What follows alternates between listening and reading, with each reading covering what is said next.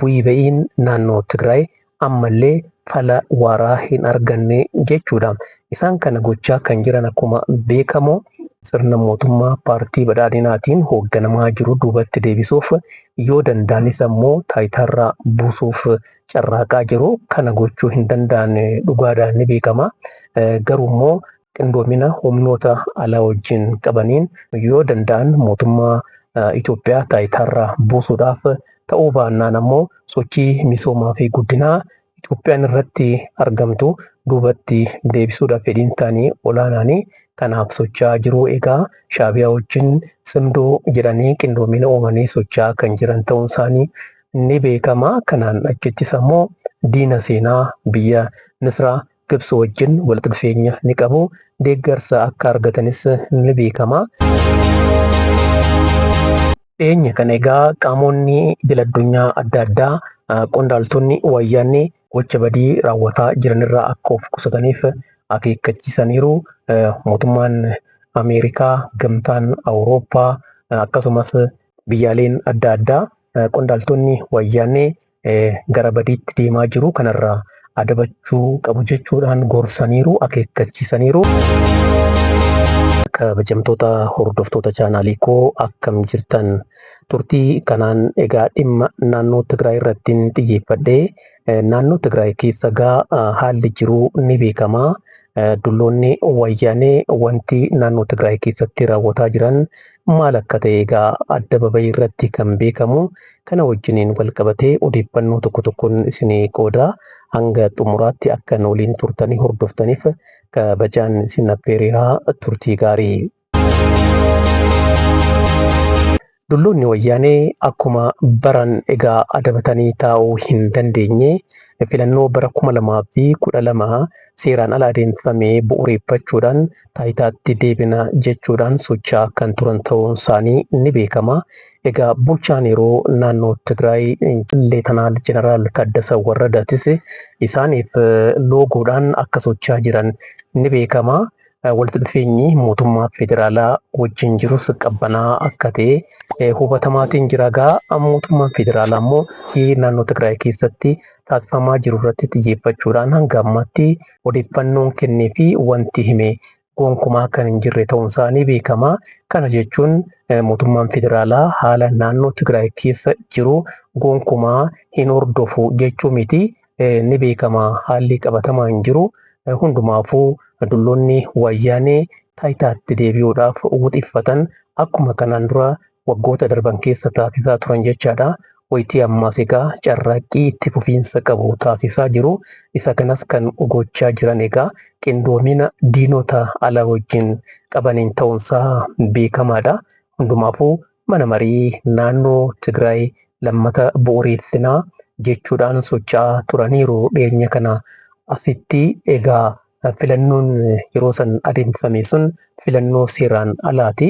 Filannoo seeraan alaa sana bu'uureeffachuudhaan egaa mootummaan federaalaas tarkaanfii seera kabachiisuu fudhateen naannoo Tigraayitti waraanni kan adeemsifame ta'uunsaa waraana suukaneessaa adeemsifame sanaan keessumattuu dargaggoonni naannoo Tigraay akka miidhamanii fi uummanni naannichaas walumaa galatti rakkoo olaanaadhaaf saaxilamee kan ture ta'uunsaa ni beekama. Kana hundaaf haala kan mijeesse immoo hooggantoota naannichaati jechaadha. Egaa diddaa isaan mul'isaniin mootummaan federaalaa olaantummaa seeraa kabachiisuudhaaf jecha tarkaanfii loltummaa fudhateera.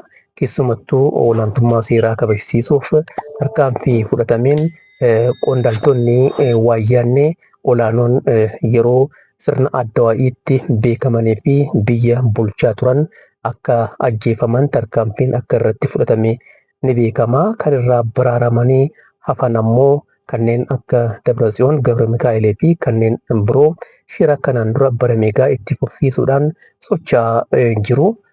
Ammaan tanas egaa wanti gochaa jiran uummata naannoo Tigraay kan miidhuu fi sadarkaa biyyaatiinis Itoophiyaa irratti miidhaa geessisuu kan danda'u akka ta'e beekamaadha. Kanuma hubachuudhaan mootummaan federaalaa obsa kanaan dura ittiin beekamu bal'isee itti fufee jira. Hundumaafuu bu'ii ba'iin naannoo Tigraay ammallee fala waaraa hin arganne jechuudha. Isaan kana gochaa kan jiran akkuma beekamu sirna mootummaa paartii badhaadhinaatiin hoogganamaa jiru duubatti deebisuuf yoo danda'anis ammoo taayitaarraa buusuuf carraaqaa jiru. Kana gochuu hin danda'an dhugaadhaan ni beekama.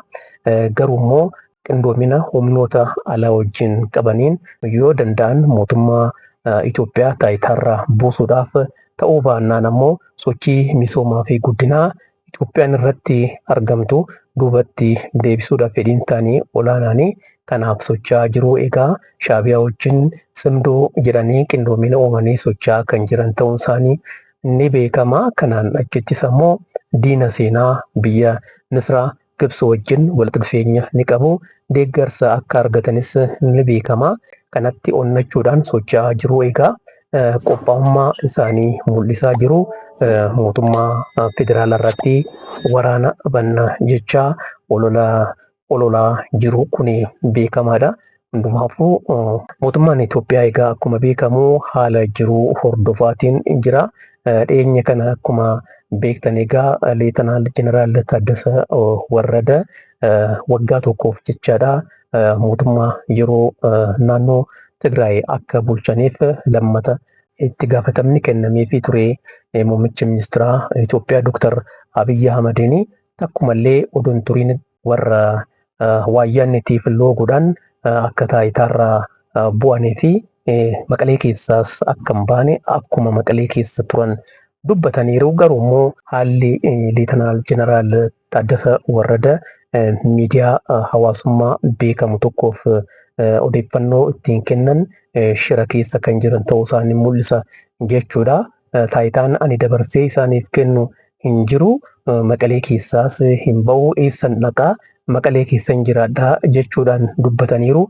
Kana jechuun egaa qondaaltota waayyaannee wajjiniin walitti dhufeenya kan qaban ta'uu isaanii wanti raawwatamaa jiru hundumtuu waliin mari'achuudhaan akka ta'e mul'isa. Namtichi kun egaa taayitaa isaa lammataatiin wanti hojjetanii mul'isan hin jiru. Sanaan duras waggaa tokkoof yeroo taayitaarra turanitti naannoo Tigraay keessatti hojiin hojjetamee fi kana jedhamee himamu kan hin jirre ta'uun ni beekama. Keessumattuu akkaataa waliigaltee nagaa Piriitooriyaatiin murteewwan hojiirra ooluu qaban akka hojiirra oolchaniif itti gaafatamni kennameefii ture. Garuu immoo hojjetanii wanti mul'isan hin jiru jechuudha. Dhiyeenya kana egaa qaamonni idil-addunyaa adda addaa qondaaltonni wayyaannee gocha badii raawwataa jiranirraa akka of qusataniif akeekkachiisaniiru. Mootummaan Ameerikaa, gamtaan Awurooppaa akkasumas biyyaaleen adda addaa qondaaltonni wayyaannee gara badiitti deemaa jiru kanarraa adabachuu qabu jechuudhaan gorsaniiru, akeekkachiisaniiru. Akeekkachiisaa fi gorsa qaamoleen idil-addunyaa adda addaa kennaniif kana ni fudhatumoo ni dhiisu fuulduratti kan laalamu ta'a jechaadha. Hundumaafuu qondaaltonni wayyaannee adabatanii jiraachuu hin danda'anii. Akkuma duruu jedhan egaa waraanni tapha aadaa isaaniiti. Tapha aadaa kanaan egaa jiraachuu barbaadu. Kanaaf waraanatti marmaaraa jiru jechuudha.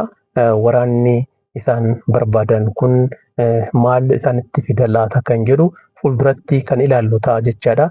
Kabajamtoota hordoftoota koo waan dhaggeeffattaniif waan hordoftaniif hedduun isin galatoomfadha. Nagaatti fayyaa ta'a.